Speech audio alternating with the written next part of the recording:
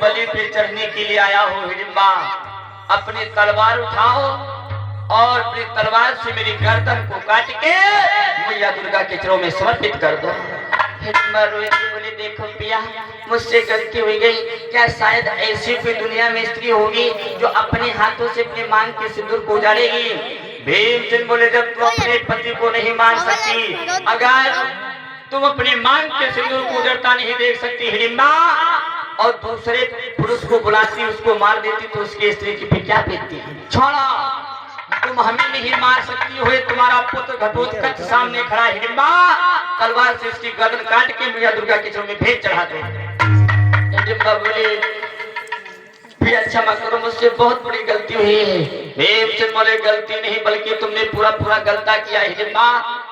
तुम्हें पता है कि तुम्हारा विवाह एक मानव परिवार में भरत वंश में हुआ है। मैया दुर्गा तुमसे ये नहीं कह रही थी कि जिंदा मानव की बलि हमारे ऊपर चढ़ाओ। हिडिंबा बोले, पिया मुझे क्षमा करो, मुझसे ऐसा नहीं होगा। ऐसी कौन डाइन माँ होगी जो अपने पुत्र को अपने हाथों से खा लेगी? भीमसेन बोले, जब तुम अपने पुत्र की बारी आई, तुम्हारा कलेजा दहल गया, आंखों में आंसू आगे दया गई। अगर दूसरे के बच्चे को मार देती तो मैया के दिल पे क्या बीतती? हिडिंबा आगे बढ़ के पैरों पे गिर गई। पिया क्षमा करो, ऐसी गलती दोबारा कभी नहीं हुई। भीमसेन बोले, ठीक है, उठाओ। आगे बढ़ के भीमसेन घटोत्कच से जवाब दे, बेटा तुम छोटे से हते जब तुम्हारी मैया के पास हम छोड़ के चले गए हते, अब मेरी इच्छा हो रही तुम कितने जवान हो गए हो। भीमसेन खड़े घटोत्कच के पास में, तो भीमसेन घटोत्कच के परियन लो इतना पर्वता का शरीर है घटोत्कच का, ऊपर का उठाए तब तो चेहरा दिखाई दिया। घटोत्कच बोला, आदेश करो पिताजी। क्या आदेश? तो भीमसेन बोले, बेटा तुम छोटे से बन जाओ, मेरा दिल कह रहा है मैं छाती से लगा लूं। माया भी तो पुत्र था ही, माया चलाई इतना छोटा बन गया। तो भीमसेन बोले, तो बहुत छोटा बन गयो लाला, ऐसा मालूम पड़ा तुझे गोदी में खिला लूं। तो घटोत्कच बोला, कितने बड़े बन जाए? तो भीमसेन बोले, बराबरी का हो जाए। फिर से माया से घटोत्कच जिसमें भीमसेन की बराबरी का हुआ, छाती से लगाए लो, दोनों भुजाओं को बढ़ाई के भीमसेन ने घटोत्कच को, धन्य हो मेरे पुत्र, धन्य हो, आज मैं तुम्हें देख रहा हूँ, अपार खुशी है। घटोत्कच बोला, पिताजी आपके दर्शन पाके मैं भी धन्य हो गया, मेरी एक छोटी सी इच्छा है पूरी कर दो। भीमसेन बोले, कौन सी इच्छा? तो घटोत्कच बोला, मैं अपने गांडीवधारी चाचा अर्जुन, धर्मराज ताऊ हैं जो हमारे चाचा नकुल सहदेव के दर्शन करना चाहता हूँ। भीमसेन बोले, इतनी कौन सी बड़ी बात? इस समय हम सभी पांडव किसी कामबिक बन के आगे चित्रागढ़ के पास में जो वन पड़ता है, वनवास का यह समयापन कर रहे हैं। चलो यही तुम्हारे ताऊ धर्मराज, चाचा अर्जुन, नकुल सहदेव सभी से दर्शन करवाता हूँ। भीमसेन लेके चले जिस समय घटोत्कच को, भैया तो घटोत्कच बोलो, पिताजी तुम इतने धीरे धीरे चलियो तो हम तो कितनी देर हो जाए। एक काम करो, तुम हमारे गदरिया पर बैठ जाओ, हम तुमका लेके फुर्र से उड़ चले। भीमसेन बोले, तुमका कोई हेलीकॉप्टर हो का? घटोत्कच बोला, एक बार बैठो तो भीमसेन सोचने लगे, पहले लड़कवा की मुलाकात है, तू की बातों मानना चाहिए। तो भीमसेन अपने पुत्र घटोत्कच के गदेली पे बैठ गए मेरे भैया, और जिस समय घटोत्कच के गदेली पे बैठे, मैया दुर्गा का ध्यान किया है घटोत्कच ने। अरे लंबर चलो उड़ाए रे, नए पलक में तेरा लगाए।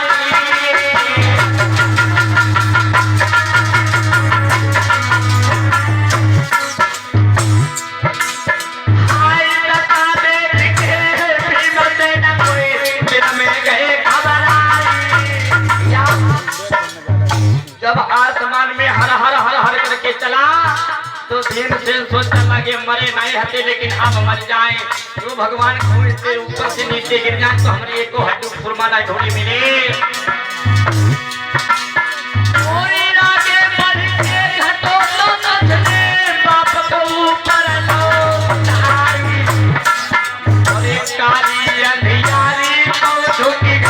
भैया ध्यान में चली नहीं जा।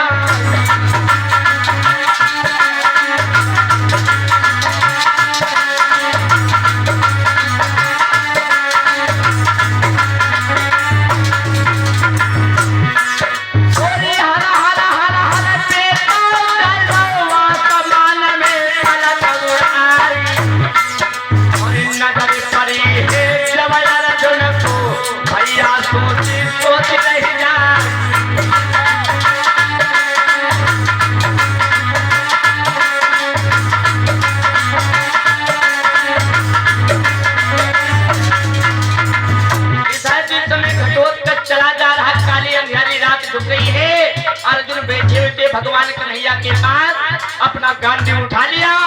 अर्जुन ने सोचा हमें लगता है कि दानव पहाड़ लेके जा रहा है, कहीं किसी के ऊपर डाल देगा तो बेचारे अभागे भी मौत मारे जाएंगे।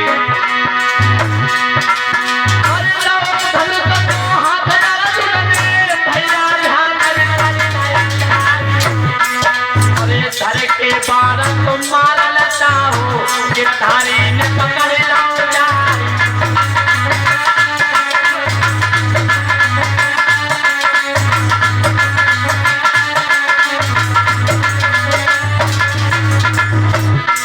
और हंस के कन्हैया बोला ना को अर्जुन सुन ले हमारी अरे काहे का पार पागल हुई हो तुम्हारी अकल गई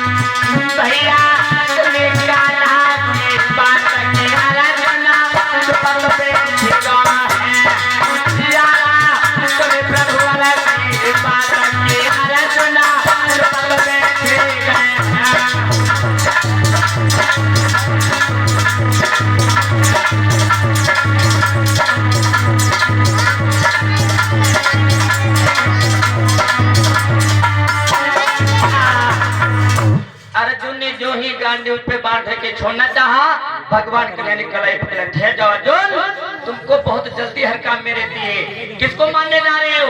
अर्जुन बोले देखो कोई केसो कोई दानव पहाड़ लेके जा रहा है। भगवान कन्हैया बोले तुम बाण छोड़ने से पहले जरा दिमाग से सोचा करो, क्योंकि भीम भैया की ससुराल भी दानव परिवार में है और हो सकता कोई उनका सारो आवत हो, कोई सरौतो हो, अरे कोई आता होगा देख लो।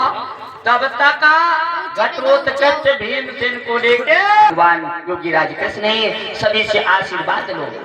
आगे बढ़ के घटोत्कच ने भगवान कन्हैया के पैर छुए, नकुल सहदेव के पैरों को स्पर्श किया, अर्जुन के चरणों को स्पर्श किया और सभी से आशीर्वाद लेके धर्मराज जी के पास में पहुंचा। भैया धर्मराज जी के जैसे पैर छुआ, धर्मराज ने सुखी रहो तो कह दिया, लेकिन धर्मराज घटोत्कच को देख के चिंता बन गई। अब चिंता का बन गई? अतना लंबो चौड़ो पर्वताकार शरीर, धर्मराज सोच रहे हे भगवान ये भीम तो हतो मोटो ताजो, लेकिन तो का बाप न करो, ये के योग का भगवान दुनिया में कोई ऐसी लड़की हुई उनका विवाह हो पाई। धर्मराज के मन की बात भगवान कन्हैया समझ गए। भगवान योगीराज कृष्ण मेरे नौजवान साथियों आगे बढ़ के जवाब दिया है भैया क्या सोचे हो? तो धर्मराज बोले केशव हमें चिंता खाने लगी, क्योंकि मेरा भतीजा जो घटोत्कच इसका विवाह कैसे होगा, इसके दुनिया में कोई तो लड़की नहीं होगी। भगवान कन्हैया बोले क्यों नहीं होगी? घटोत्कच का जन्म होते मैंने पहले इसकी योग्य लड़की देख रखी, कहाँ है? भगवान कन्हैया बोले जानना चाहते हो? धर्मराज बोले क्यों नहीं? तो भगवान कन्हैया बोले सुनो, इसकी योग्य लड़की मैंने देखा, एक मौरव देश है जहाँ का राजा मोर सिंह था। वो राजा बड़ा अत्याचारी, बड़ा अधर्मी, बड़ा दुराचारी था। ना जाने कितने गैयों को, कितने ब्राह्मणों को मार दिया था। एक बार उस मोर सिंह राजा की हमारी मुलाकात हो गई। शब्दों शब्दों में समझाने लगे। कौन? भगवान कन्हैया धर्मराज जी को। जब उस राजा की मोर सिंह की हमारी मुलाकात हुई, मैंने समझाया जो कर रहे हो गलत है, लेकिन वो मौरव देश का राजा मोर सिंह मेरी एक भी बात नहीं मानी। अंत में उसका अत्याचार बढ़ता चला गया। धर्म भैया, एक दिन ज्यादा दुखी हुई जनता तो मैं उस राजा मोर सिंह का वध कर दिया। जिस समय वध कर दिया, उसकी इकलौती लड़की है जिसका नाम था मोरबी, मैं वध करके मोर सिंह का वापस हो रहा था। वो मोर सिंह की लड़की जो मोरबी थी, रथ पे सवार होके मुझे घेर लिया। बोलिए ग्वाला, मेरे बाप को मार के तू सोचता है इस मौरव देश से भाग जाऊंगा, लेकिन नाना तुझे मोरबी से युद्ध करना होगा। अब धर्म भैया, मोरबी में और उसमें मेरा युद्ध छिड़ गया। युद्ध होते होते काफी समय बीत गया। जितने हमारे शस्त्र थे सब मोरबी ने काट दिया। धर्मराज बोले फिर क्या हुआ केशव? भगवान कन्हैया बोले फिर ये हुआ, अंत में जब मेरे पास कोई रास्ता नहीं रहा तो मैं अपने तर्जनी अंगुली पे चक्र सुदर्शन धारण कर लिया। मैं चक्र सुदर्शन को छोड़ना ही चाहता था, तब तक मैया न दुर्गा प्रकट हो गई। बोली प्रभु क्षमा करना, ये मेरी शिष्या मोरबी है, इसे तुम्हारे बारे में मालूम नहीं है, इसे क्षमा कर दो। भगवान कन्हैया बोले धर्म भैया, मैंने माँ दुर्गा से जवाब दिया, अपनी शिष्या मोरबी को समझा दो। मैया दुर्गा मोरबी से बोली बिटिया, जिनसे तुम युद्ध कर रही कोई साधारण व्यक्ति नहीं है, तीनों लोक के स्वामी द्वारकाधीश भगवान कन्हैया है, इनकी शरण में चली जाओ, तुम्हारा उद्धार हो जाएगा। और जब मैया दुर्गा ने समझाया, अब धर्मराज भैया वो लड़की मेरे शरण में आ गई। बोली प्रभु मेरे पिता को तुमने मार तो दो, मेरा पिता बड़ा अत्याचारी था, मेरे पिता को बैकुंठ मिले। भगवान कन्हैया ने जवाब दिया, मैंने उस लड़की से जवाब दिया मोरबी, जो मेरे हाथों से मरता है वो पापी हो, चाहे अत्याचारी हो, चाहे धर्मी हो, उसे सीधे बैकुंठ ही प्राप्त होता है। अब तुम्हारी इच्छा क्या है? तो मोरबी बोली मेरी एक ख्वाहिश अंतिम है प्रभु। क्या?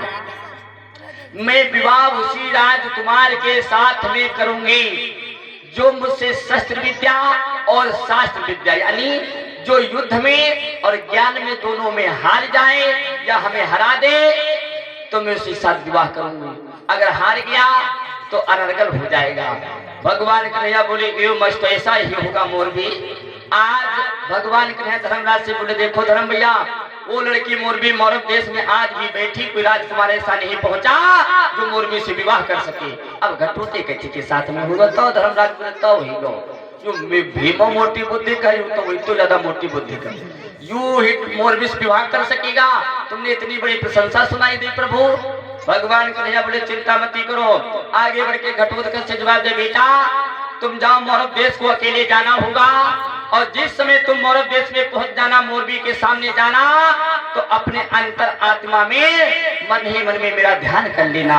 घटोत्कच बोला जैसी आज्ञा प्रभु। भगवान कन्हैया के चरणों को स्पर्श करके आज घटोत्कच अकेला कहा जा रहा है मौरव देश मोरबी से विवाह करने के वास्ते। किसे? आज्ञा लेके ताबा चाले धाओ यारे परले ले आगे किसी ढाला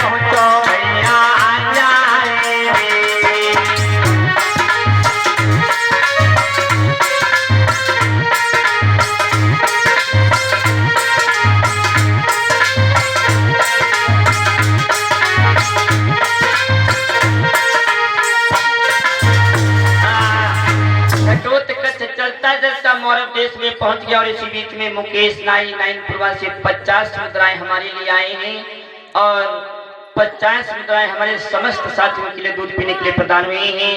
परमात्मा मुकेश भैया को सदैव सुख शांति प्रदान करे, परिवार में सुख शांति मिले।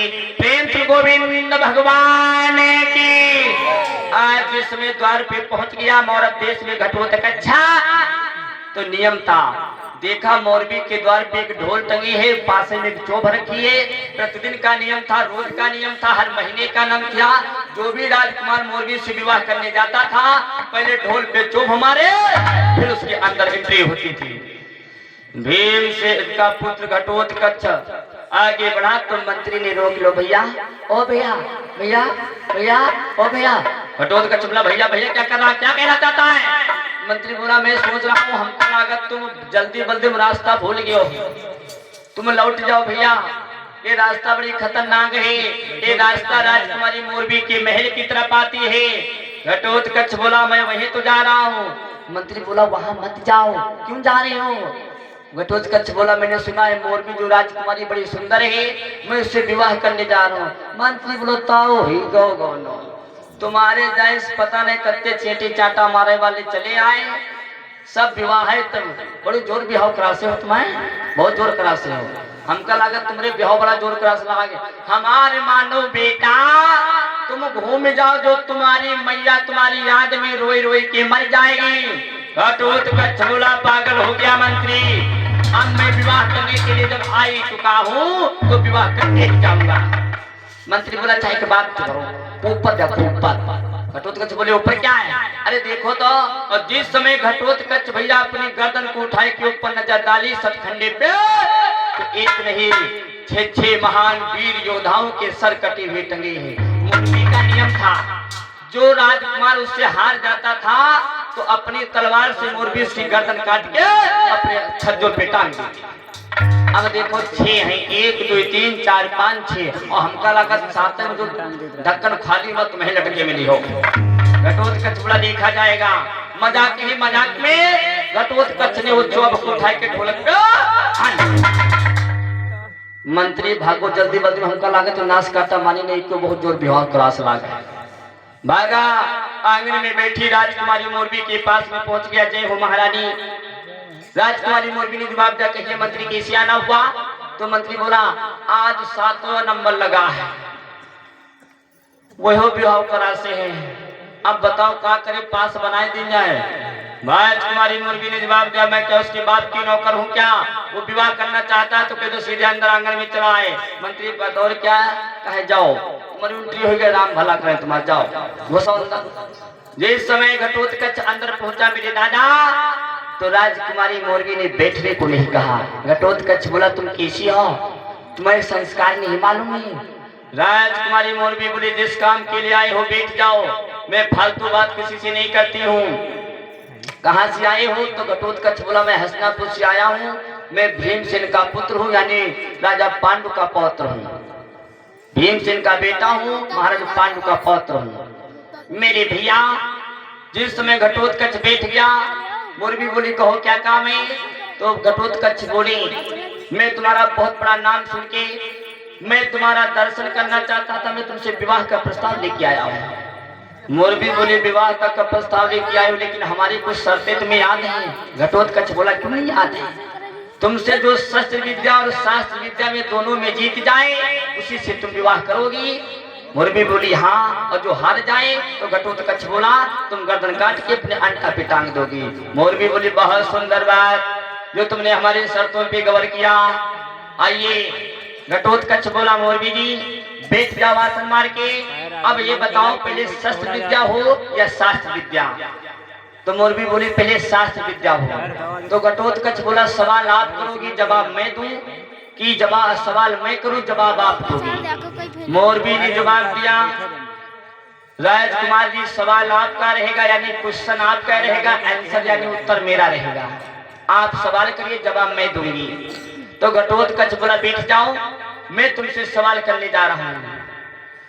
राजकुमारी मोरबी जी 2 ही मिनट में तुम्हें कथा सुनाऊंगा, उसी कथा में तुम्हारे लिए सवाल है।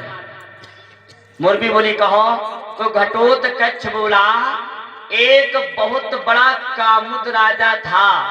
कामुद का मतलब चरित्रहीन, अपने चरित्रों से बहुत गिरा हुआ था। उसका प्यार एक बेस्या यानी रंडी से था। धीरे धीरे प्रेम ही प्रेम में राजा उस बेस्या को अपने महलों में रख लिया। सुनती जाना राजकुमारी मोरबी जी? मोरबी बोली हाँ हाँ सुन रही हूँ। जिस समय उस बेस्या को उस राजा ने अपने आंगन में रख लिया, उस बेस्या और उस राजा के बीच में एक लड़की का जन्म हो गया। जब लड़की का जन्म हो गया, बेस्या अधिक सुंदर थी, बेस्या भाग के चली गई। बेस्या किसी रंडी किसी की नहीं होती, सगे बाप की नहीं हुई तो तुम्हारी क्या होगी। जब वो बेस्या भाग गई तो जो बेस्या के गर्भ से लड़की पैदा हुई थी वो बेस्यों से ज्यादा अधिक रूप में सुंदर। धीरे धीरे सियानी होती जवान हो गई तो राजा ने सोचा ये मेरी कौन विवाहिता दुल्हन की लड़की है। उस लड़की को ही फुसलाई के राजा ने उस लड़की से भी प्यार, जब उस लड़की से भी प्रेम कर लिया, उस लड़की के गर्भ से भी एक लड़की का जन्म। अब तुम्हारे लिए है सवाल, अब बताओ मोरबी जी, जो बेस्या के गर्भ से लड़की पैदा हुई वो राजा की कौन थी, और जो राजा की लड़की के गर्भ से लड़की पैदा हुई वो कौन थी? विवाहिता थी दुहिता। अब मोरबी के नायक को जाए, दुहिता थी कि विवाहिता थी, दुहिता थी कि विवाहिता थी। घटोत्कच बोला ये क्या कर रही हो, जल्दी से जवाब दो। मोरबी हाथ जोड़ के बोली क्षमा करना राजकुमार जी, मैं इस क्वेश्चन का आंसर नहीं दे सकती। घटोत्कच बोला तो ये तुम शास्त्र विद्या में हाथ चुकी हो स्वीकारे? मोरबी बोली हाँ, मैं शास्त्र विद्या में तो हमें पराजित कर दिया, लेकिन धनो तलवार उठाओ अभी शस्त्र विद्या बाकी है। राजकुमारी मोरबी और घटोत्कच में बीच आंगन में युद्ध होने लगा। आज पकड़ कलाई तब राज की विद्या आगे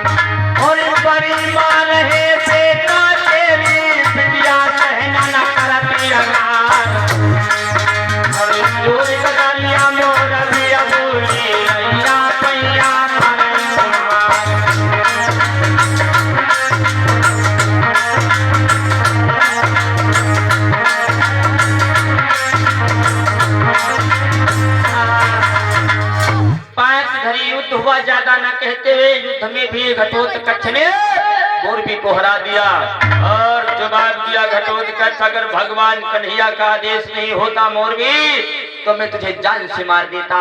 मोरबी बोली क्षमा करना पिया, यही तो मैं पति चाहती हूँ। वो अंडप में सुंदर खम्भ गड़वाई के आंगन में भावरे डाल के मोरबी मौरव देश से विदाई लेके घटोत्कच के साथ चली आई। घटोत्कच तुरंत मोरबी को ले जाके पहले मैया अपनी हिडिंबा से मिला।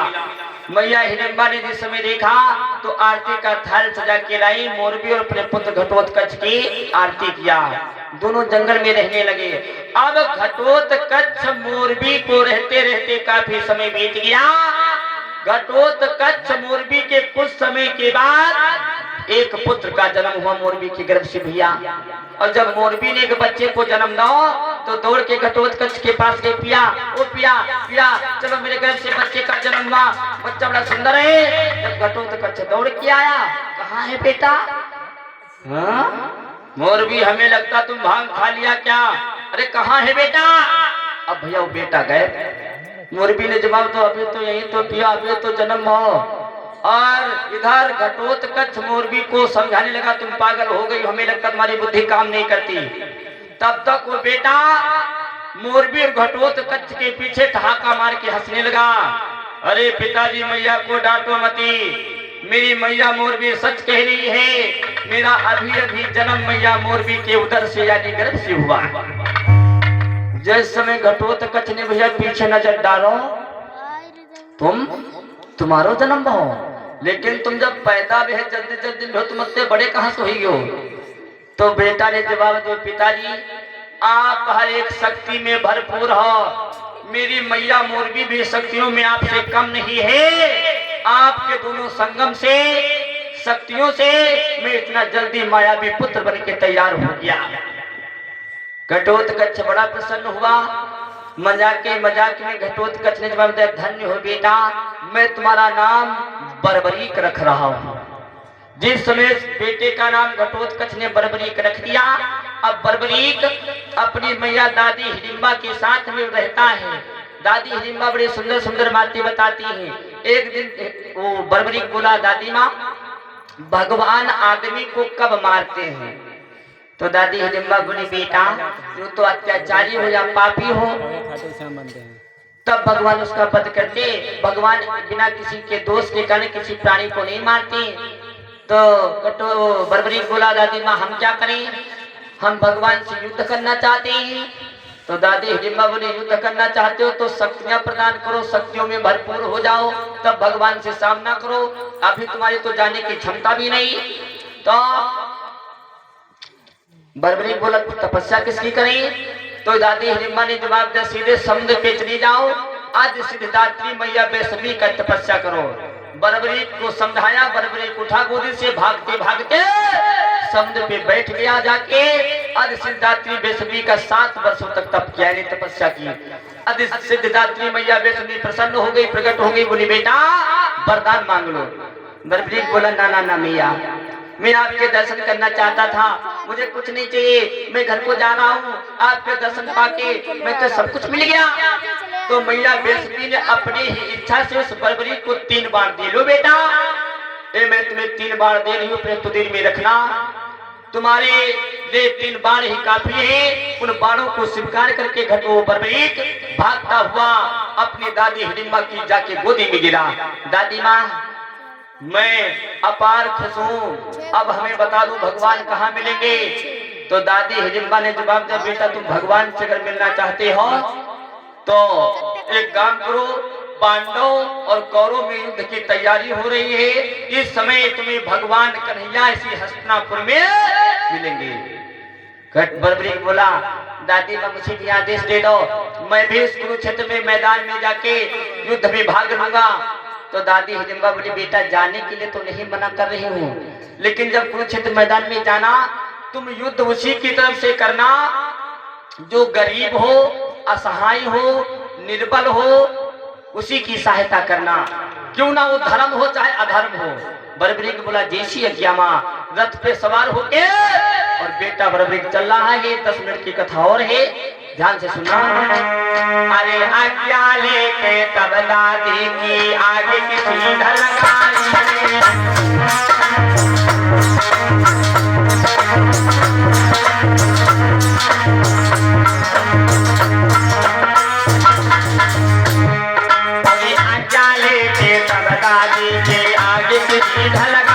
रे। अरे कुरुक्षेत्र मैदान में जाए रहो, दोनों संगी में भाई रे।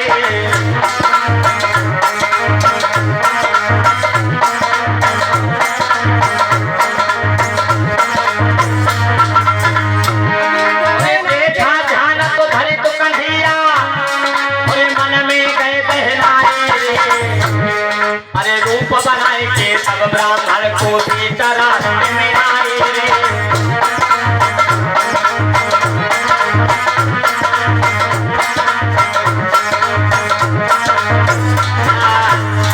भगवान कन्हैया पांडवों के शिविर में बैठे हुए थे, युद्ध के बारे में समझा रहे थे।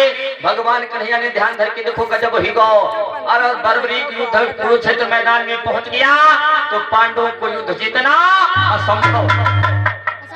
पांडवों की क्या, पांडवों की बाप की भी औकात नहीं जो कौरवों को हरा दे।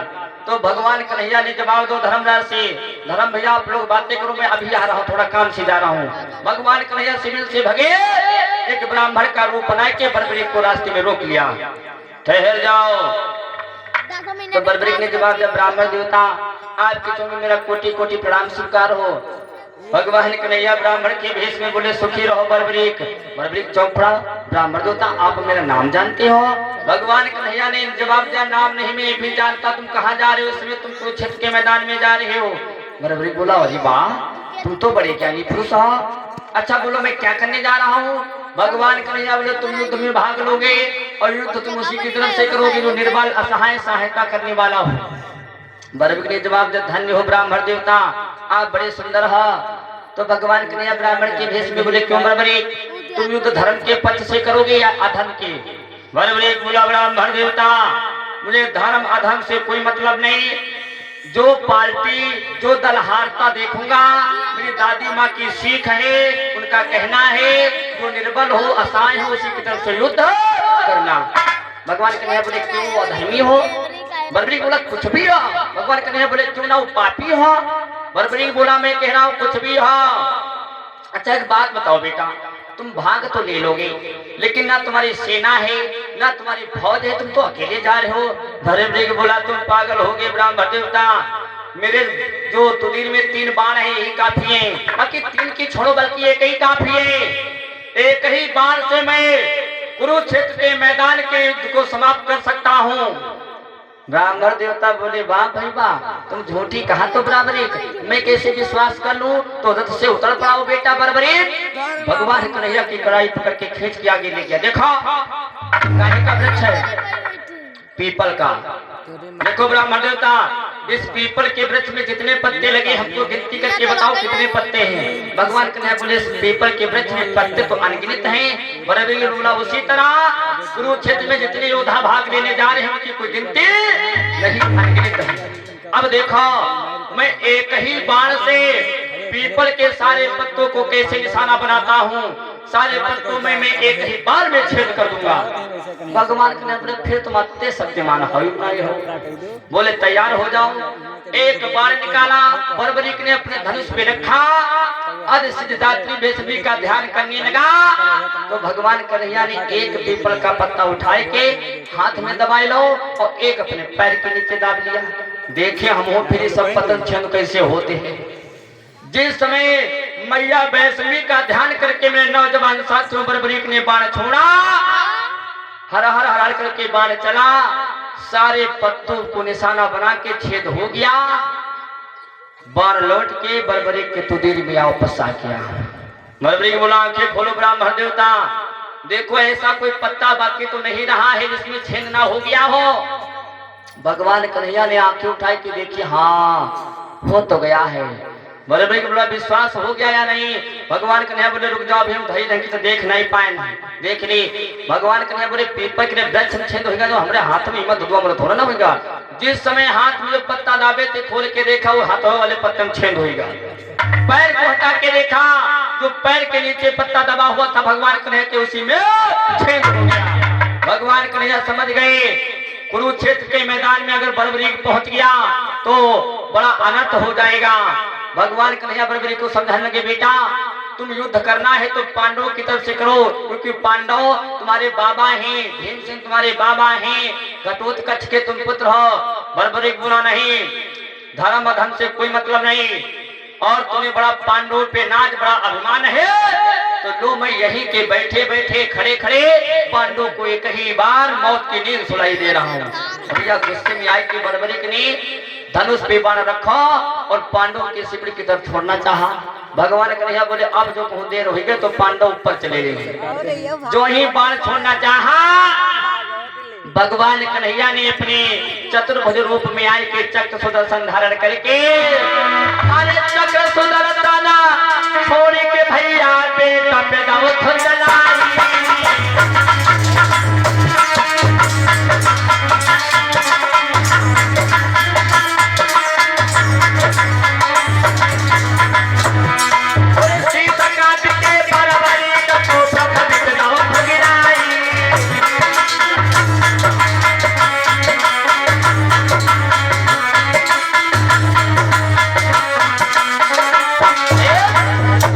चक्र सुदर्शन छोड़ दिया, बर्बरीक का शीश काट के रुंड जो था बर्बरीक का पृथ्वी पे गिर गया, सर जो था ठहाका मार के हंसने लगा। धन्य हो प्रभु, जो मैं चाहता था वही हो गया। मैं आपके हाथों से मुक्ति पाना चाहता था, क्योंकि मेरा जन्म एक दानव परिवार में हुआ था। धन्य हो, मुझे बैकुंठ प्राप्त हो गया। भगवान कन्हैया बोले वरदान मांग लो बर्बरीक, मैं तुमसे बहुत प्रसन्न हूँ। तो बर्बरीक का सर हंस के बोला प्रभु, मैं ये देखना चाहता हूँ कि धर्म अधर्म से विजय कैसे पाता है। भगवान कन्हैया बोले एवं मस्त ऐसा ही होगा। अपनी माया से सबसे ऊंचे एक बरगद का वृक्ष था, कटा उस पे बर्बरीक का सर टांग दिया। महाभारत का युद्ध कौरव पांडव मेरे नौजवान साथियों 18 दिन चला। 18 दिन में 18 छोड़ी सेना का वध हुआ। जिस समय युद्ध समाप्त हुआ 18 दिन में, तो भीमसेन कहते मैंने 10,000 योद्धाओं को मार दिया, अर्जुन कहते मैंने 20,000 योद्धाओं को मार दिया, कोई कहता मैं द्रोणाचार्य कृपाचार्य भीष्म पितामह कर्ण जैसे महारथियों को संहार दिया। भगवान कन्हैया बोले तुम्हारे लोगों ने फैसला हुई नहीं पैसे, हमारे साथ चलो। पांचों पांडवों को लेके भगवान कन्हैया वहीं पहुंच गए जहां बर्बरीक का सर टंगा हुआ था। भगवान कन्हैया बोले बेटा, ये तुम्हारे परिवार किनका फैसला कर दो, कौन कितने योद्धाओं को मारा। बर्बरीक बोला प्रभु तुम तो सब कुछ जानते हो, इनकी क्या औकात थी जो महाभारत में कर्ण जैसे योद्धाओं को मार सकते थे। और हकीकत है भैया, जब अर्जुन बाण छोड़ते थे कर्ण के ऊपर, तो कर्ण का रथ केवल 3 कदम ही पीछे हटता था, और जब कर्ण बात मारता था तो अर्जुन का रथ 21 हाथ पीछे चला जाता था। क्यों? क्योंकि अर्जुन के रथ में ध्वजा पे बजरंगबली, पहियों को शेष नागों ने जकड़ रखा था। 33 को देवता भगवान कन्हैया के सहित रथ पे भी थी, तब भी किस हाथ पीछे जाता था। तब भगवान कन्हैया कहते थे धन्य हो कर्ण, तुम्हारी मैया कि मैं जय जयकार करता हूँ। बर्बरीक बोला इन लोगों ने कोई चींटी नहीं मारी, मैं देख रहा था अपनी आंखों से। जब अर्जुन मेरे बाबा बाण छोड़ते थे, उस बाण किया गया आपका चक्र सुदर्शन कुरुक्षेत्र के मैदान में नाच रहा था। जितना युद्ध हुआ है, संहारा है योद्धाओं को आपके चक्र सुदर्शन ने संहारा। सारे पांडव मन मार के रह गए। बर्बरीक को भगवान कन्हैया ने वरदान दे दे बेटा आज जाओ, मैं तुम्हें वरदान देता हूँ क्या। कलयुग में खाटू श्याम के कोई नाम से जाने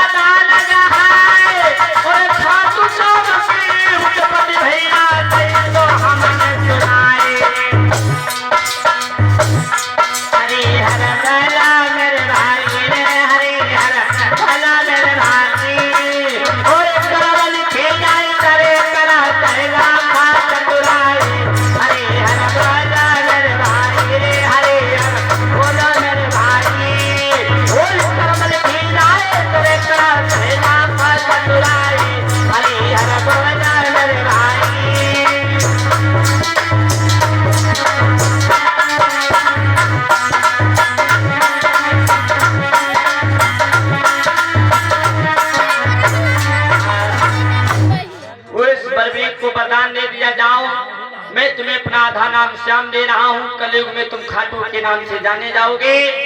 वही बर्बरीक इस कलयुग में खाटू श्याम के नाम से जाने जाते हैं। प्रेम से खाटू श्याम बाबा महाराज की। इस प्रकार सच्चा दरबार खाटू श्याम का है। जो भी प्राणी मन की श्रद्धा को लेके खाटू श्याम के दरबार में जाता है, उसके मन की मुरादें अवश्य पूरी होती हैं। इस प्रकार खाटू श्याम की उत्पत्ति हुई। भैया अरे खाटू श्याम की गाथा रे कोई हमने सुनाए गई गाय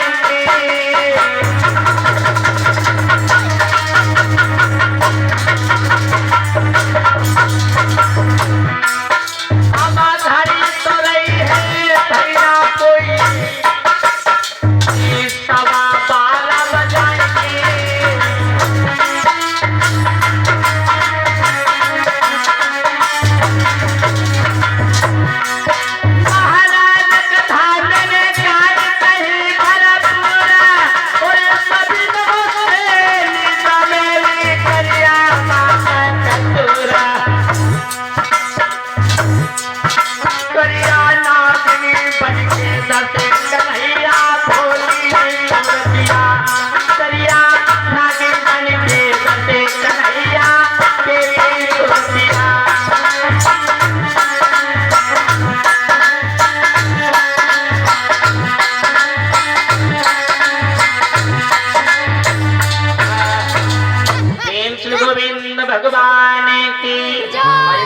बारामासी हमारे दादा की फरमाइश से आज बना और दोसा सुना जाता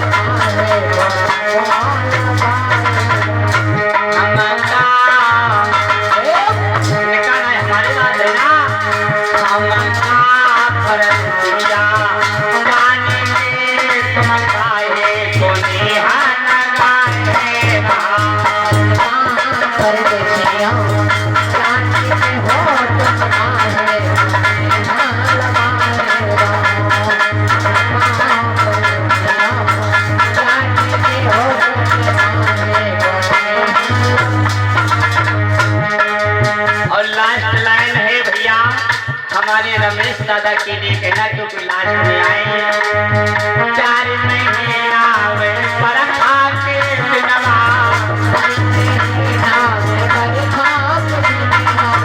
परखा के बिनवा कहना परखा के